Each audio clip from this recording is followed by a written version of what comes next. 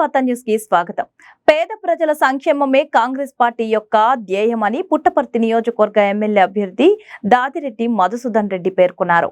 పుట్టపర్తి పట్టణంలోని సాయినగర్ నందు పార్టీ నాయకులు కార్యకర్తలతో కలిసి ఇంటింటికి తిరుగుతూ విస్తృత ప్రచారం చేపట్టారు.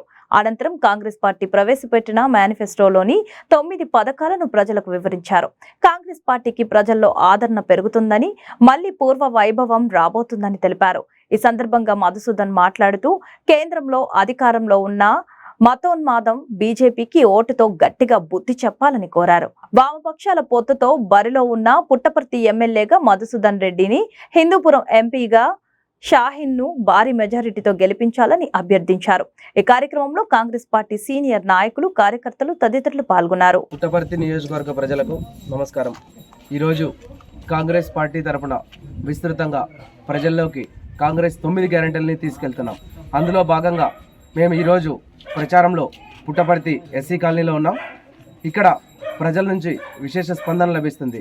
నేను ఒకటే ప్రజలకు విజ్ఞప్తి చేస్తున్నా, ఈ దేశంలో రిజర్వేషన్లు రద్దు చేయాలని కుట్ర పన్నుతున్న మోడీ గారికి సపోర్ట్ చేస్తే ఈ రాష్ట్రంలో కానీ ఈ దేశంలో కానీ ఎవరికి ఓటేసినా బీజేపీ అలయన్స్ ఎన్డీఏ కూటమికి ఓటేసినట్టే అని తెలియజేస్తున్నా.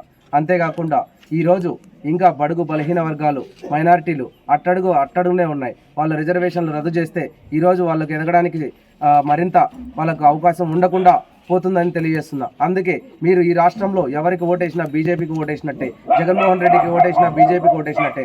ఎందుకంటే ప్రతి బిల్లు బీజేపీ పెట్టే ప్రతి బిల్లుకి జగన్మోహన్ రెడ్డి వైఎస్ఆర్సీపీ పార్టీ వాళ్ళు మద్దతు తెలుపుతున్నారు. అంతేకాకుండా ఈ రాష్ట్రంలో ఈ నియోజకవర్గంలో ఖచ్చితంగా కాంగ్రెస్ పార్టీకి ఓటేస్తే ఖచ్చితంగా కాంగ్రెస్ పార్టీ ఎస్సీ బడుగు బలహీన వర్గాలకి ఖచ్చితంగా మేలు చేసే పార్టీ అవుతుందని తెలియజేస్తున్నా. కాంగ్రెస్ 9 గ్యారెంటీలను చూసుకుంటే కాంగ్రెస్ 9 గ్యారెంటీల్లో ఒకటి ముఖ్యమైనటువంటి ప్రత్యేక హోదా 10 సంవత్సరాల పాటు కాంగ్రెస్ పార్టీ ఇవ్వబోతుంది. తద్వారా ఈ రాష్ట్రంలో ఉన్న నిరుద్యోగులకు ఉపాధి అవకాశాలు మెరుగుపడే అవకాశం ఉంది. ఇకపోతే రెండవ గ్యారంటీ కింద రుణమాఫీ, రైతు రుణమాఫీ 2 లక్షలు ప్రకటించారు. రైతుల పైన ఎవరికైనా ప్రేమ ఉందంటే అది ఒక కాంగ్రెస్ పార్టీని అని చెప్తున్నాం. ఎందుకంటే స్వతంత్ర భారతదేశ చరిత్రలో రైతులకి మేలు చేసిన పార్టీ ఏదైనా ఉందంటే ఒక కాంగ్రెస్ పార్టీ నేను తెలియజేసుకున్నా. రైతులకి 2 లక్షల రుణమాఫీ ప్రకటించినాం. అలాగే 3వ గ్యారంటీగా KG to PG ఉచిత విద్యని ప్రవేశపెడుతున్నాం. కాంగ్రెస్ పార్టీ గెలిస్తే అది 3వ గ్యారంటీ.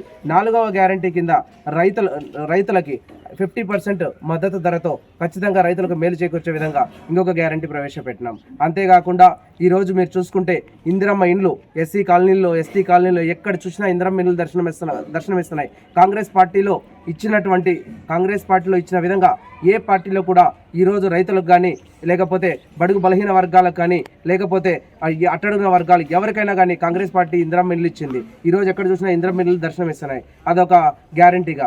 అంతేకాకుండా ఈ రాష్ట్రంలో కాంగ్రెస్ పార్టీ అధికారంలోకి వచ్చిన మరుక్షణమే కేంద్ర ప్రభుత్వం ద్వారా 30 లక్షల ఉద్యోగాలు, పైచిలకు ఉద్యోగాలు, అలాగే రాష్ట్రంలో ఉన్న 3 లక్షల ఉద్యోగాలు భర్తీ చేస్తామని తెలియజేసుకుంటాం. అంతకు మించి ఇంకొక పథకం, అద్భుతమైన పథకం.